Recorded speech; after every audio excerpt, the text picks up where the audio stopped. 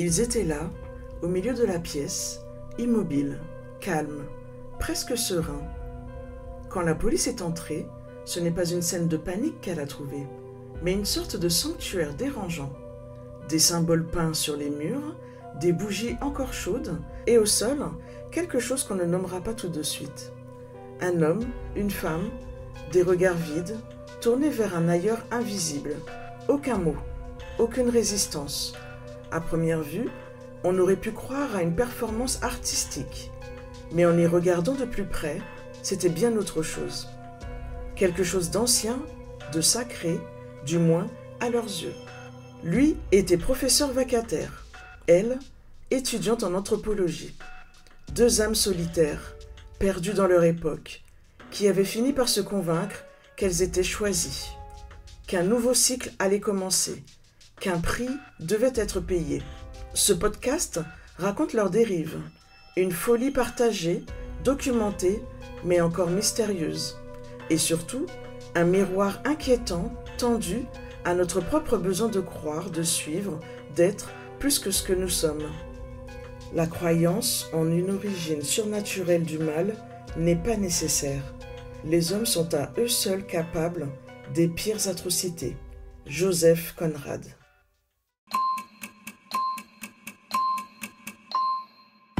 Là où les traumas prennent la parole, ce que tu vas entendre pourrait bien réveiller quelque chose en toi. Dijon, fin novembre. Un froid sec, des trottoirs humides et cette lumière blafarde que seuls les matins d'hiver savent distiller. Quartier Montchapet, rien d'anormal. Petits immeubles silencieux, commerce de proximité, famille discrète. Personne ne remarque vraiment le 3e étage du 14 rue Saint-Rémy. Un appartement sans rideaux, sans bruit, sans rire. C'est là qu'ils vivent.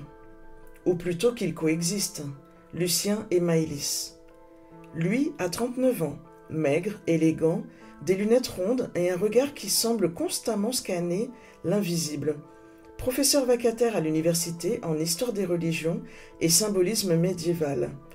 Connu pour ses exposés brillants et pour son ton distant, presque glacial, ses collègues parlent peu de lui. Il ne vient jamais au repas, décline les invitations, mais ses copies sont rendues à l'heure, ses cours structurés, pas de quoi s'inquiéter. Elle a 24 ans, étudiante en anthropologie, silencieuse, souvent absente, un air flottant ailleurs. Elle a interrompu ses études pendant 1 an pour se recentrer. Personne ne sait vraiment pourquoi. Elle est revenue différente, fascinée par les cultes anciens, les traditions orales, les sacrifices dans l'Antiquité. Certains de ses travaux inquiètent ses professeurs, qui y voient une dérive personnelle. Mais tant qu'elle reste dans les limites de la théorie, que dire ? Ils se sont rencontrés dans un colloque universitaire, un échange de regards, 2 phrases, une connexion immédiate.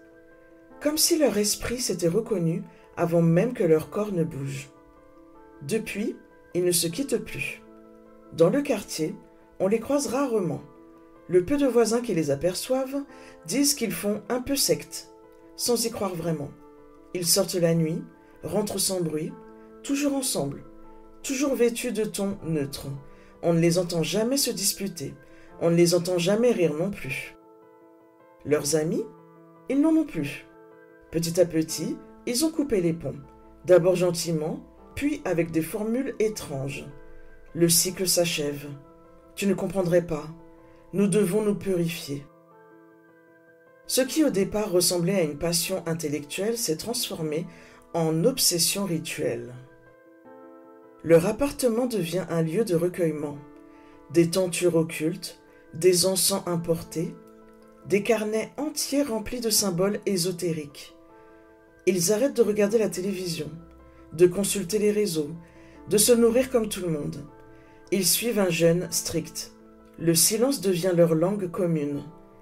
Le temps, une matière à modeler. Lucien, autrefois rigide et méthodique, commence à croire qu'il a été désigné, qu'il a reçu un message caché dans les textes anciens qu'il enseigne depuis des années. Il parle de résurgence, de concordance des temps, il ne pense plus, il décrypte. Maëlys, de son côté, glisse dans un monde parallèle. Elle parle de rêves, de visions, elle dit qu'elle entend des battements d'ailes quand elle médite. Elle note tout, elle croit que son corps n'est plus vraiment le sien, qu'elle est un véhicule, qu'elle est prête.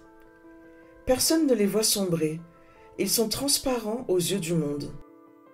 Deux universitaires, un peu marginaux, passionnés de rites anciens, rien de plus. Mais dans l'ombre, un récit se tisse, une croyance naît, et avec elle, une certitude effrayante. Ils ne sont pas seuls. Ils font partie d'un plan, d'un retour, d'un sacrifice. À partir de là, les heures ne comptent plus.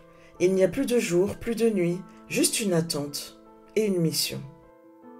Ce que personne ne voit encore, c'est que dans cette attente, quelque chose se prépare. Une mise en scène, un passage, et dans leur esprit, un acte final.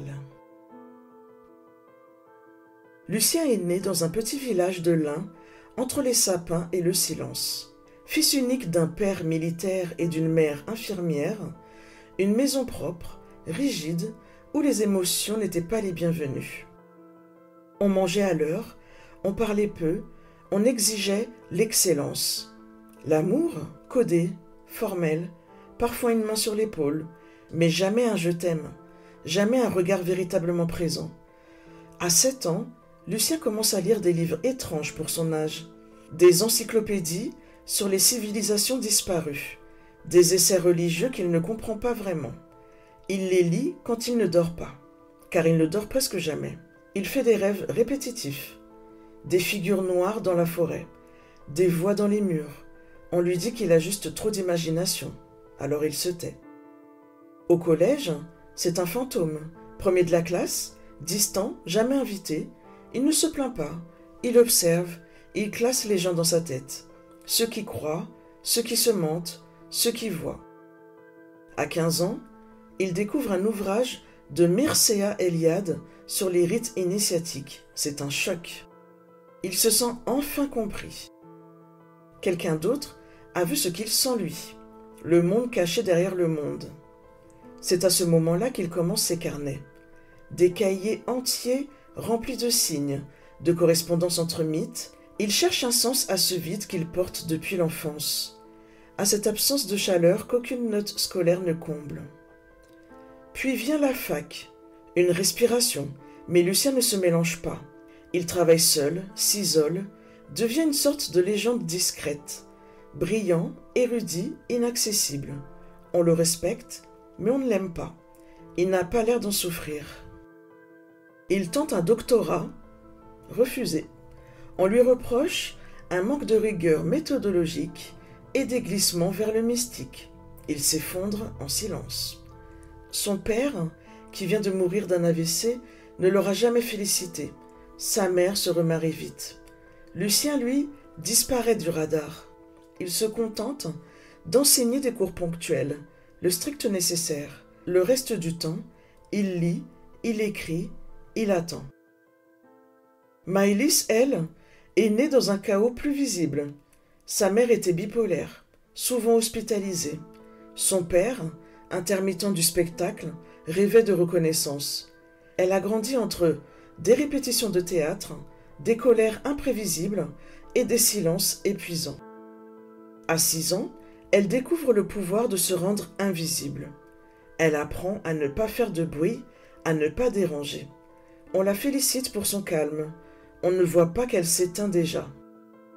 À 9 ans, elle assiste à une scène qu'elle ne racontera jamais. Ce qu'elle dira plus tard, en entretien, c'est qu'une partie d'elle s'est détachée ce jour-là. Depuis, elle vit en décalage. Elle sourit quand elle a peur, elle ment pour que les autres se sentent bien. Elle devient la gentille fille que tout le monde aime, sans jamais vraiment la connaître. L'adolescence est un labyrinthe. Elle cherche un sens dans la poésie, dans l'art, puis dans les religions orientales. Elle teste tout. Elle change de prénom sur les forums. Elle croit être possédée, puis surdouée, puis élue. Elle tente d'en finir 2 fois, sans conviction, juste pour sentir si quelqu'un s'en soucie. Puis vient l'université. Elle choisit l'anthropologie. Elle veut comprendre les peuples premiers, ceux qui vivent encore avec des dieux. Elle collectionne les talismans, les encens.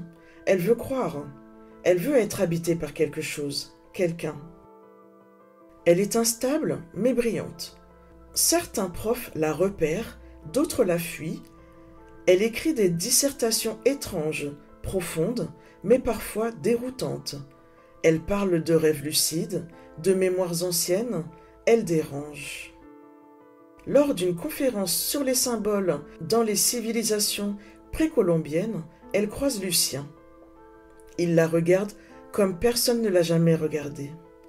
Pas avec désir, mais avec reconnaissance, comme si elle portait une clé. Elle le sent, elle le suit.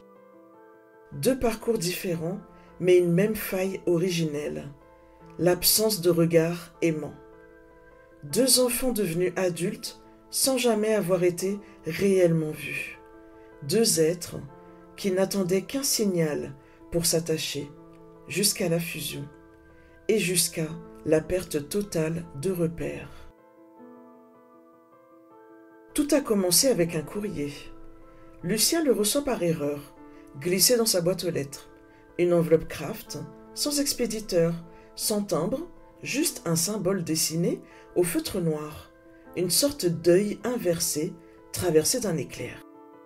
À l'intérieur, une page photocopiée, un extrait d'un manuscrit médiéval, rédigé en latin ancien.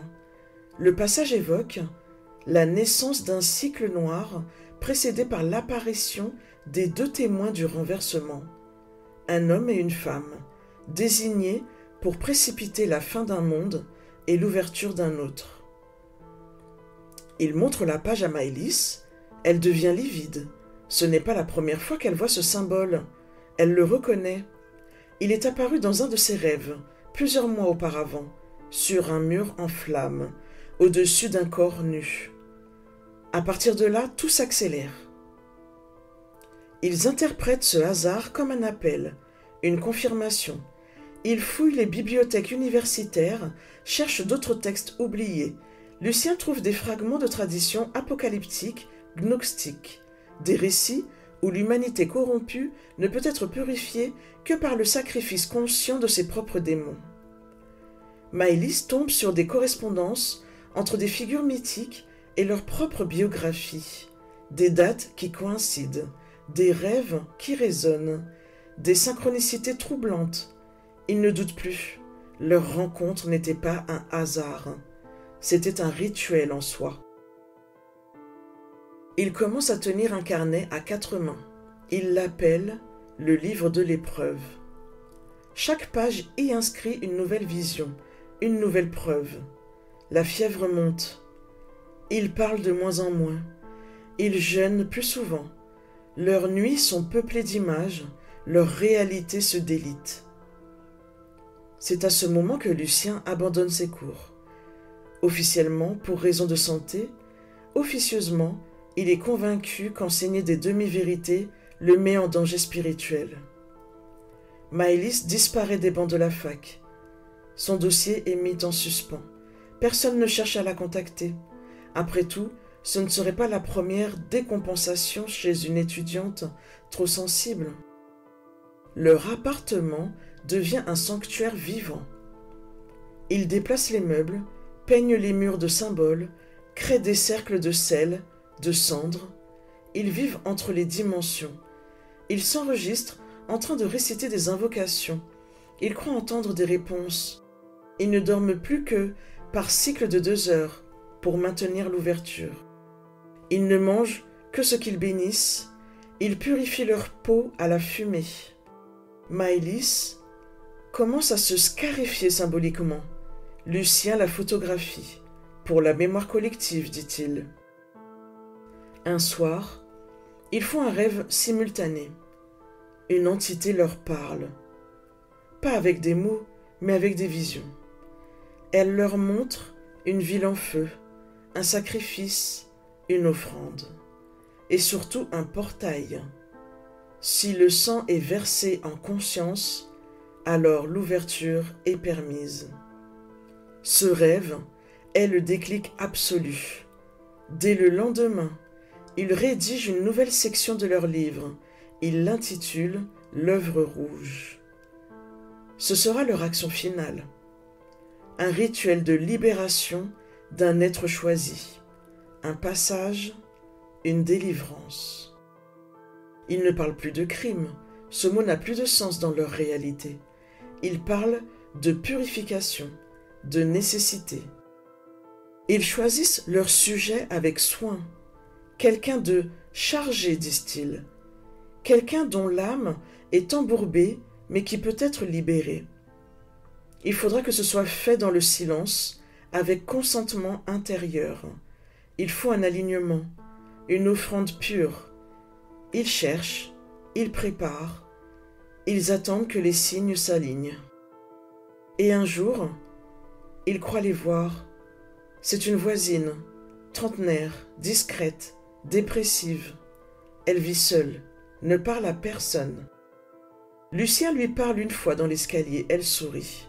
Elle dit que son aura est fendue, qu'elle est prête, elle baisse les yeux. C'est un oui selon lui. Maëlys prépare la pièce. Lucien écrit la litanie de passage. La date est fixée. Le rituel aura lieu dans 3 jours, et dans leur esprit, ce ne sera pas un meurtre, ce sera une délivrance. Comment 2 êtres, a priori intelligents, cultivés, peuvent-ils sombrer dans un délire à 2 jusqu'à commettre l'irréparable, sans haine, sans colère, sans désespoir apparent? Ce n'est pas une simple question de pathologie, c'est une mécanique complexe, souterraine, un entrelacement de blessures, de croyances et de besoins profonds. Commençons par le terme clinique. La folie à 2 ou folie partagée. Folie à 2, folie imposée ou trouble psychotique induit. Ce phénomène, rare mais documenté, se produit lorsqu'un individu délirant parvient à entraîner une personne psychologiquement fragile dans son univers délirant.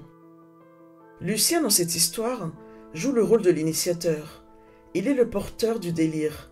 Sa structure psychique rigide, son isolement affectif et son obsession pour les systèmes symboliques l'ont conduit progressivement vers un monde parallèle, où tout fait signe, où tout a un sens caché. C'est typiquement ce que Carl Jung appelait l'inflation de l'ego chez les individus coupés de leur inconscient collectif. Jung écrivait que lorsqu'un homme ne se confronte pas à ses parts d'ombre, il finit par être possédé par une figure archétypale, ici celle du prophète, du sauveur, du révélateur.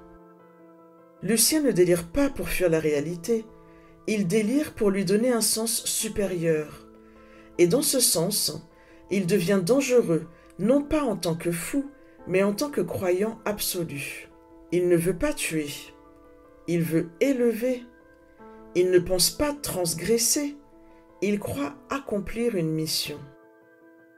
Maëlys, de son côté, est ce que la psychiatrie appelle un esprit poreux.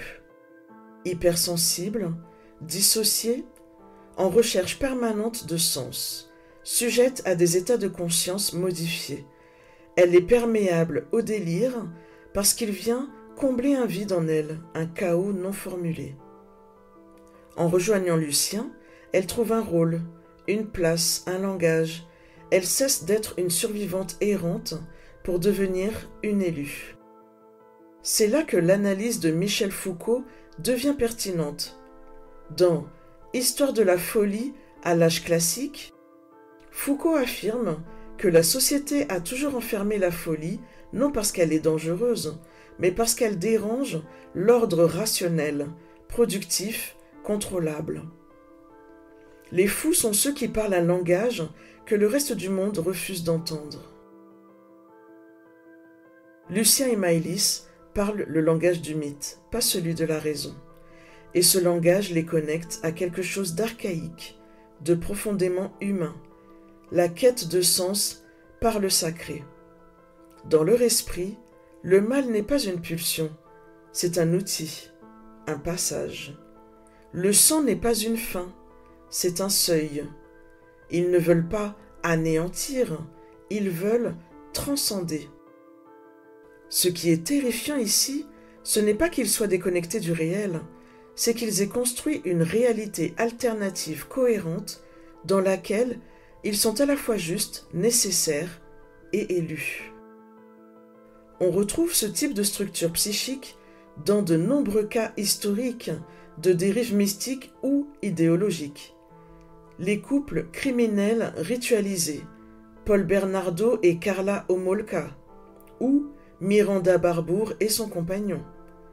Les cultes destructeurs comme Heaven's Gate ou la famille Manson. Ou encore certains crimes ésotériques où la victime est perçue comme une offrande. Dans tous ces cas, ce qui prime, ce n'est pas la haine, c'est la croyance. Et cette croyance vient combler un vide existentiel insupportable, souvent né dans l'enfance. Lucien n'a jamais été regardé autrement que comme un être utile. Maëlys n'a jamais été vue comme une personne en soi, seulement comme une survivante du chaos parental. Ensemble, ils réparent, ils rejouent leur histoire, et surtout, ils donnent un sens à leur douleur. Dans les pages de leur livre de l'épreuve, ce n'est pas leur folie qui parle, c'est leur besoin désespéré de signification. Comme l'écrivait Jung, les gens ne deviennent pas fous par excès de passion, mais par manque de sens. Le matin du 17 décembre, à 5h42, une autre voisine, à l'étage du dessous, appelle la police. Elle dit avoir entendu des sons étranges toute la nuit. Des chuchotements, des objets déplacés, un bruit sourd. Et surtout, un silence absolu, oppressant. Comme si l'air était tombé d'un coup, dira-t-elle plus tard. 2 agents se présentent à l'appartement de Lucien et Maëlys. Ils frappent. Pas de réponse. La porte est fermée à clé. Mais ils entendent quelque chose. Une sorte de vibration. Comme un enregistrement qui tourne en boucle. Ils forcent l'entrée. À l'intérieur, tout est figé. Les murs sont entièrement recouverts de symboles. Des bougies éteintes partout. Une odeur âcre, métallique, presque douceâtre.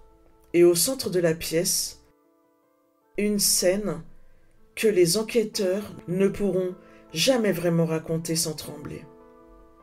La première voisine, celle que les élus ont choisie, est là, nue, allongée sur un lit d'herbe, les yeux clos, un léger sourire sur le visage. Sur son torse, une série de dessins rituels gravés dans la peau. Elle est morte depuis quelques heures. Paisiblement, semble-t-il. Lucien est assis en tailleur. Il ne bouge pas. Il respire lentement. Il regarde droit devant lui. Maëlys est debout, les bras tendus vers le plafond, les paumes ouvertes, ensanglantées. Elle ne cligne pas des yeux. Il n'y a pas de cris, pas de panique, juste une atmosphère irréelle, comme une cérémonie interrompue trop tard. Il ne résiste pas à l'arrestation, ne pose aucune question, ne demande aucun avocat. Il dit simplement « Nous avons accompli la première étape. Le reste ne dépend plus de nous. » Durant les interrogatoires, Lucien se montre calme, poli, presque amical. Il refuse de parler du rituel. Il dit que les mots n'ont plus le bon poids désormais. Il répète qu'il aime Maëlys plus que tout ce que le langage peut contenir. Maëlys, elle, ne parle plus du tout, pas un mot, pas un regard. Elle entre dans un mutisme complet qui durera plusieurs mois. Les experts psychiatres les examinent séparément. Ils arrivent à la même conclusion. Troubles délirants partagés, dissociation profonde, altération complète du discernement moral au moment des faits. Lucien est interné en hôpital psychiatrique à durée illimitée. Il est considéré comme non responsable pénalement. Il passe ses journées à écrire, des symboles, des schémas, des fragments de textes imaginaires. Il ne veut voir personne. Il refuse les médicaments. Maëlys est placée dans une unité spécialisée. Pendant des semaines, elle reste muette. Puis un jour, elle parle. Une phrase unique. Elle était prête. Elle l'a demandé. Les enquêteurs n'ont trouvé aucune preuve d'un consentement explicite, aucun message, aucun enregistrement. Rien qui puisse attester que la victime ait été volontaire. Tout laisse penser qu'elle était vulnérable, seule, dépressive, manipulable. Mais pour Lucien et Maëlys, ce n'est pas un meurtre, c'est une offrande. Les médias s'emparent de l'affaire. On parle de sectes, de rituels païens, de délires romantiques criminels. Les photos de Lucien, en blouse blanche, les images floues du salon, transformées en hôtel, tout cela nourrit les fantasmes. Le pays se divise entre horreur et fascination. Un débat éclate sur la santé mentale, sur les frontières entre religion et pathologie, sur le manque de suivi des profils fragiles. Mais l'histoire, elle, s'éteint doucement. Le temps passe, l'attention médiatique s'essouffle. Lucien reste enfermé, il ne veut plus sortir. Il a écrit « Le monde est trop bas, je préfère le silence des hauteurs ». Maëlys, quant à elle, accepte une prise en charge lente, progressive. On l'autorise à jardiner, à peindre, à écrire. Elle ne voit plus Lucien. Leur lien a été coupé par décision médicale. Mais parfois dans ses dessins, un œil apparaît. L'œil inversé, traversé d'un éclair. Le même que sur l'enveloppe, le premier signe. Celui qui, peut-être, n'est jamais venu de l'extérieur. Quand le besoin de croire devient un piège, on aimerait penser que le mal est extérieur, étranger, importé. Mais comme le disait Joseph Conrad, les hommes sont à eux seuls capables des pires atrocités. Lucien et Maëlys n'étaient ni fous au début, ni monstrueux. Ils étaient vides, brisés, en quête d'un sens que la société moderne n'a pas su leur offrir. Ils ont créé leur propre mythe, leur propre morale, leur propre langage sacré. Et dans cette construction délirante, ils se sont sentis justes. C'est peut-être cela le plus effrayant. Ce n'est pas la haine qui les a guidés, c'est l'amour dévoyé, la volonté d'élever, de purifier, de libérer, qui devient, sans qu'ils ne s'en rendent compte, une forme de destruction pure. Ce que cette histoire nous révèle, ce n'est pas simplement la fragilité mentale de deux individus, c'est la faille universelle en chacun de nous. Ce besoin brûlant de croire à quelque chose de plus grand que nous, quitte à perdre tout repère. Quand la solitude devient insoutenable, l'imaginaire peut devenir une drogue, et la foi un poison. Et toi, qu'en penses-tu? As-tu déjà eu l'impression de glisser dans un monde parallèle? Crois-tu qu'il y a une frontière claire entre spiritualité et folie? Est-ce que l'histoire de Lucien et Maëlys t'a troublé, glacé? Ou peut-être qu'elle t'a renvoyé à quelque chose que tu as vu, vécu ou redouté? Je t'invite à me partager tes ressentis, tes analyses, tes silences aussi. Ici, on raconte des histoires de déclic mental hallucinantes, mais derrière chaque histoire, il y a un miroir. Prends soin de toi et de tes proches. Et souviens-toi, ce que l'on rejette dans l'ombre finit toujours par vouloir exister. Je te remercie pour ton écoute et espère que cette histoire t'a éclairé sur tes doutes, tes craintes et à prendre conscience de tes forces et de ce qu'il te faut améliorer sur tes faiblesses. Pour continuer sur cette belle lancée, je t'invite à écouter l'histoire suivante. Qui sait, peut-être que celle-ci te donnera les réponses que tu cherches. Parce que comprendre l'histoire des autres, c'est parfois commencer à guérir la sienne. À très vite.